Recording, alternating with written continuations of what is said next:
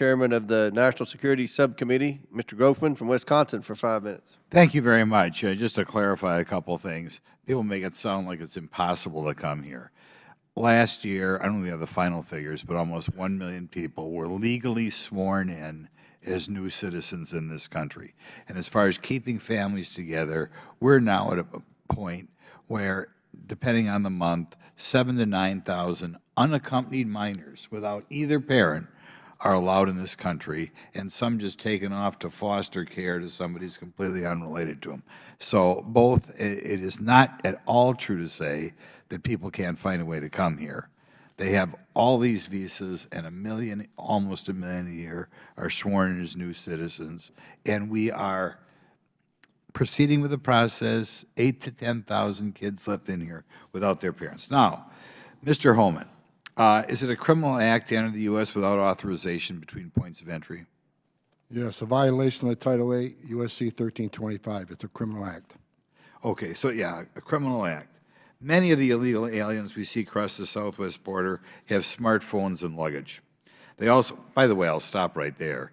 You're familiar with the border. Do you buy in this idea that all these people coming here are destitute, or are there some people that are pretty well off given where their countries they came from? Well, people are coming from 181 different countries, so every country is different. But like I said, you go over the immigration court data, the vast majority of these people will be ordered removed because they don't qualify for asylum. They're using a loophole by claiming asylum, saying a few key phrases taught by the cartels to get released in the United States. Many don't show up in court, and those that do show up in court that get a final order removal won't leave because the Secretary Mayorkas has said to ICE, being in the country illegally on its own isn't enough for ICE to seek an arrest, which is just going to bring more people. They know they can enter the country legally. As long as they don't commit a serious crime, ICE isn't looking for them. Okay. The media in this administration claim that many illegal aliens come from countries with poor economic conditions or crime.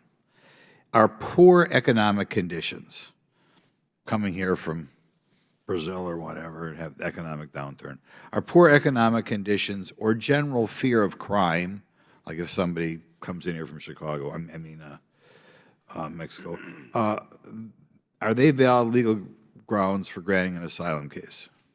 No. Asylum is escaping fear and persecution from your home state government because of your race, religion, political affiliation, or participation in a specific social group. Okay. Well, what happens to these frivolous claims that are made by illegal aliens released by the Biden administration, assuming they even apply for asylum in the first place, and many don't? And is there an impact on the courts and the USCIS? Well, I'll let Mr. Edlow talk about CIS, but the courts are backlogged by millions of cases. Some of these cases are going to be out 7, 8 years. So it's had a tremendous impact on the immigration courts. But again, that's by design. You flood the court system, put the hearings out 7, 8 years, then the people build equities. And when they build equities, U.S. citizen children buy a house, it makes it more difficult to remove. They'll vast majority become fugitives. They'll ignore the court order. They'll go into hiding, waiting for the next giveaway, waiting for the next amnesty, waiting for the next DACA. Now, I want to just clarify some numbers here so we understand the size of the program. As I understand it, in December, over 300,000 people entered this country and were allowed in, or were gotaways who just got their way in. And when the last administration left office, that number was, depending on the month, 5,000 to 20,000. So it's increased by a factor of about 30 to 1. Is that accurate? 30 times more people coming into the interior of this country than 2 years ago? Depending on what month you look at, but overall, like I explained earlier, total encounters were 5 times as many under this administration of Trump. And the gentleman to my left talks about percentages of people being removed under Trump, moved under Biden. Well, here's the difference. Percentages of 2.3 million is a lot different than percentage 646. It's not about percentages, it's about how many people we release in the country, and there's zero comparison between the Trump administration and Biden administration. In the 2020 data he's talking about, let's remember, there's COVID. Immigration enforcement in the interior was shut down. So, you know, the numbers are clear. The Remain in Mexico program, a game changer. People are going to still claim asylum, but they wait in Mexico. That was a game changer. People stopped coming. People stopped putting their lives at risk. People stopped selling everything they had to come to the United States to be released. And what happened after 2 months of Remain in Mexico? they stopped coming, which means less people died, less women were sexually assaulted. The criminal cartels made less money, less drugs got into the country because the Border Patrol was 100% on the line, vigilant, doing their job. Less people drowning in the Rio Grande, less people dehydrating in the Arizona desert. Amen. We'll give you one more question.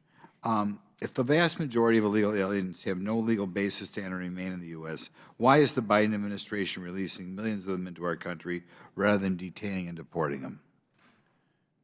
Because they have the same data points I have. They know that a vast majority will get order removal. But if they're not detained, the chances of ever them leaving are very slim.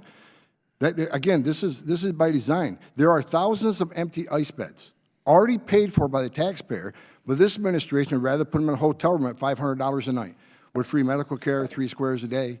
And, you know, and the policies this administration is driving illegal immigration. They know, the cartels sell the fact, you can cross the border illegally, you get processed quickly, you get flown to the city of your choice at taxpayer dime, you'll be put in a hotel and be taken care of.